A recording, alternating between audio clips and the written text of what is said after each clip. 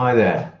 Okay, we get tons and tons of emails and messages and things like that about how do we train this stuff? What do we do? What's the best way of doing this? What's the best way of doing that? What methods do you use? Blah, blah, blah. Well, we've said many, many times, just follow along with the DVD or the course or the lesson or whatever it may be, and you'll be fine. But I think sometimes this needs a bit more of an explanation as to how to train. This might be helpful for you, regardless of whether you've got our stuff anyway. This will be helpful for you in any training that you do. Okay, how to train it? Well, first of all, you've got to have an objective in mind for what you're going to train. So let's say that you're not a professional sportsman, you're not a fighter, you're just training once or twice a week because you thoroughly enjoy it, as is like 99% of the people who train martial arts and stuff like that. So whatever it may be, let's take a simple thing. It could be, a Gyakuzuki reverse punch if you're a martial artist. It could be a Mawashigeri roundhouse kick. It could be a jab for boxers. It could be whatever, a takedown. It could be a lock for jiu-jitsu players, judo guys, whatever it may be.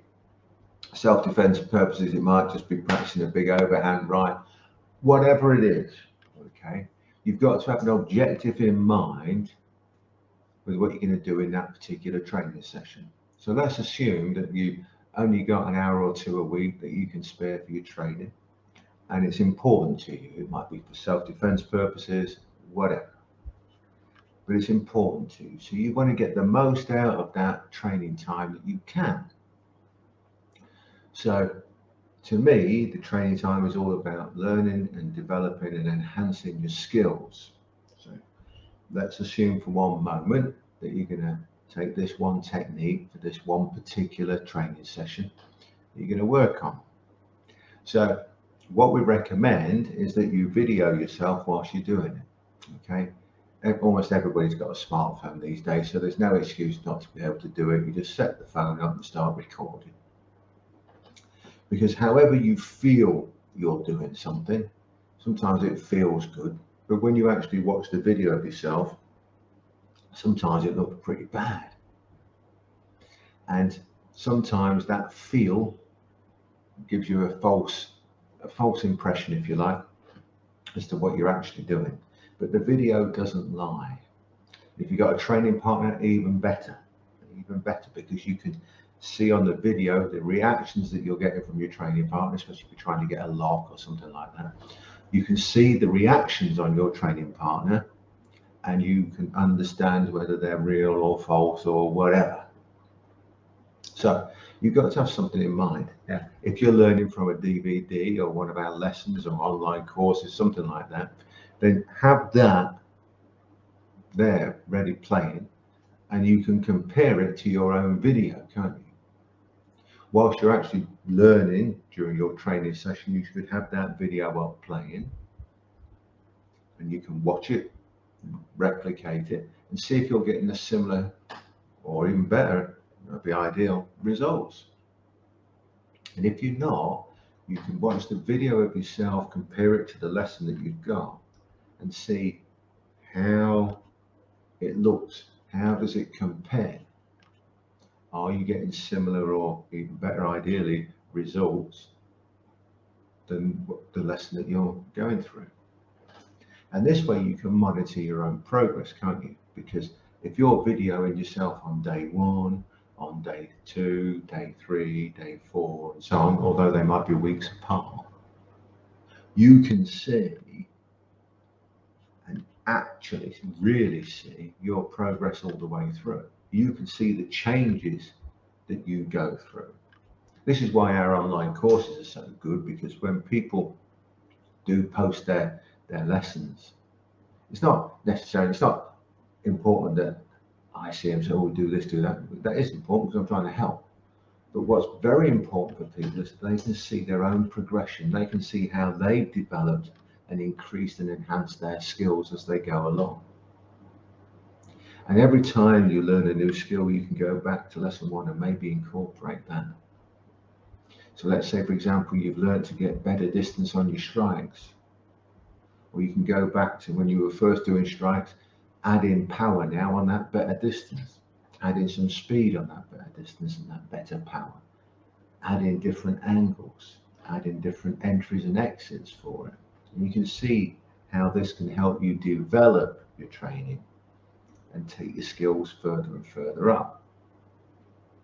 See, most people, when they train, this is the problem that I've seen, they just go in and train, and it's like they switch their brain off, or they go to the martial arts club, whatever it is, and just blindly do what the instructor's saying, up and down, basics, whatever, do a bit of kata, maybe a bit of kumite, and off you go.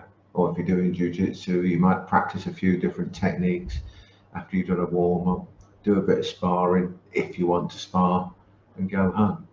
But are you truly practicing that which you need to practice? Are you truly learning that which you need or want to learn? And to me, we've all got a limited, finite amount of time that we can devote to our training, whatever it may be for.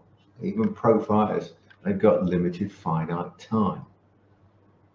So you should be utilizing that time in the most efficient manner possible. We often used to talk about the intensity of our training, and it wasn't just intense in terms of tough, hard training. It was intense in terms of the learning that was going into it. So we were intense in our learning and training and developing technique and trying to enhance as much as we possibly could. So when we were talking about intense training, many people misunderstood and thought, oh, they're just training hard or whatever.